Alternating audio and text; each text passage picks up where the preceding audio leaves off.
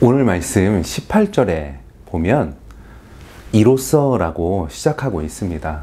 이로써라는 말은 사실 이와 같이 하면 이라고 해석하는 것이 훨씬 더 본래의 의미에 가까운데요. 그렇게 해석해 보면 이와 같이 그리스도를 섬기면 하나님의 기쁨이 되고 또 사람들에게 칭찬받는 한 사람의 그리스도인이 될 수 있다라고 이야기하고 있습니다.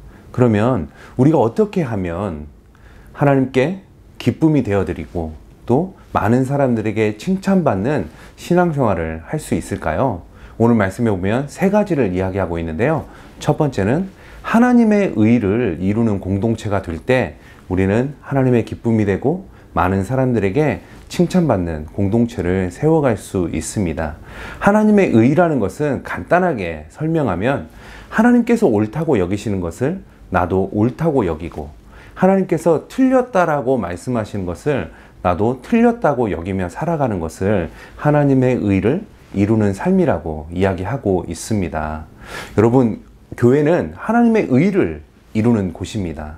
그런데 교회의 문제는 바로 하나님의 의가 아니라 자기의 의를 내세우게 될 때 문제가 일어나게 되는 것이죠.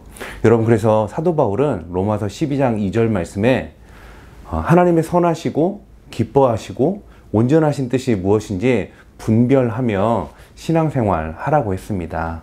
여러분, 하나님의 선하시고 기뻐하시고 온전하신 뜻을 분별하며 여러분 삶 속에서 하나님의 의를 이루어 가시는 복된 성도님들이 되시길 축복합니다. 그러면 두 번째는 평강을 이야기했습니다. 하나님과 우리의 관계 속에서 누리는 평강을 평안이라고 부릅니다. 이 평안은 하나님께서 기도하는 자에게 주시겠다라고 약속하셨습니다.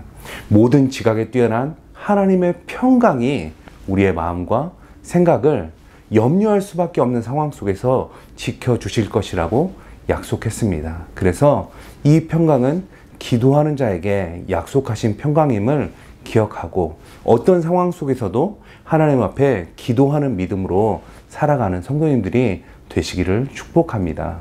동시에 개인적으로 누리는 평강을 평안이라고 한다면 공동체 속에서 누리는 평강은 화평이라고 부릅니다. 우리가 서로가 서로를 위해 기도하는 관계가 될 때 그 기도 속에서 우리는 하나님께서 공동체 위에 허락하시는 화평을 누리게 되는 것입니다. 여러분, 그래서 기도의 깊이가 관계의 깊이라는 것을 기억하시고 다른 사람들을 위해 우리 공동체를 위해 함께 믿음으로 기도하며 그 기도로 세워져가는 믿음과 공동체가 되기를 주님의 이름으로 축복합니다. 그리고 마지막 세 번째로 말씀하신 것은요, 바로 기쁨입니다. 우리가 신앙생활하면서 하나님을 온전히 신뢰하고 의지하는 믿음을 가진 사람만이 누리는 것이 바로 기쁨입니다. 하나님을 의지하는 믿음이 없이 잠깐 우리가 기뻐하는 것처럼 보일 수 있지만 여러분, 하나님을 신뢰하지 않으면 그 기쁨은 금방 사라져버리게 되는 것입니다. 하나님께서 우리의 삶의 주관자가 되어주시고 하나님의 선한 능력이 우리의 삶 가운데 함께하는 것을 믿는 사람만이 여러분 그 삶에 상황과 관계없는 기쁨을 누리며 살아갈 수 있게 되는 것이죠. 그래서 사도 바울은 이렇게 로마서 11장을 마무리하면서 이야기합니다.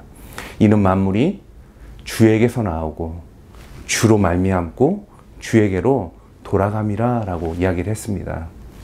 시작도 과정도 그리고 마지막 결과와 열매까지도 오직 하나님의 손에 있다는 것을 믿는 믿음으로 살아가는 삶만이 하나님께 영광을 돌려드릴 수 있다라고 이야기하고 있는 것입니다. 여러분, 우리는 모두가 꿈꾸는 것이 하나님의 기쁨이 되고 또 많은 사람들에게 칭찬받는 교회가 되는 것입니다. 그러면 하나님의 의를 이루고 하나님의 평강 가운데 세워져 가고 하나님을 신뢰하는 믿음 가운데 세워져 가는 것이 중요하다는 것을 기억하시고 이번 한 주도 믿음으로 승리하며 살아가시는 복된 성도님들이 다 되시기를 우리 주님의 이름으로 축복합니다.